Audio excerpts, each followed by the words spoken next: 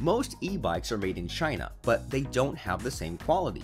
Some are great, but some are rubbish. Our job is to test as many bikes as possible and recommend to you the good ones. In this review, we're checking out the Swagtron SwagCycle EB-1. I expected a lot from the electric bike, and I thought it would ride as great as my previous ones. Unfortunately, I had the problem with this bike as soon as I took it out of the box. The seat post couldn't fit into the tube, and I almost gave up testing the bike. I contacted support and they suggested me to use a flathead screwdriver to gently pry open the seat tube. I gave it another try and it took me an hour to finally push the seat into this tube. I was very surprised that it didn't take too much effort when I climbed some steep hills. The bike has a very low gear and with the help of pedal assist, I could climb 20-degree inclines with ease. However, when I used the bike on flat roads, I realized how slow it is, either in the pedal assist or full throttle mode.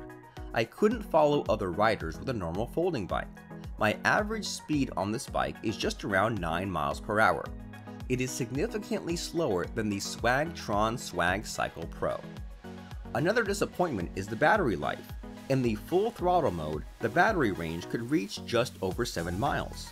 In the mixed mode, it can go a little further at 9 miles. That means I will need to recharge the battery after riding for just an hour.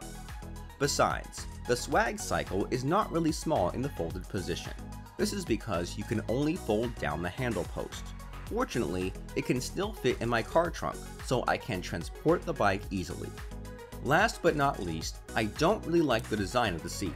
I really doubt it could be broken when the bike is used by heavy riders. Besides, even when I set the seat height at the highest level, it is still very low and I don't feel comfortable riding it. To conclude, here are all the pros and cons. Pros: affordable.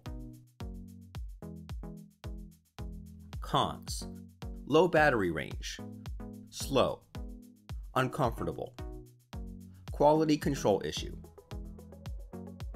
I want to use an e-bike because it could help me ride faster and further. Unfortunately, the SwagCycle EB-1 fails to deliver both of the objectives.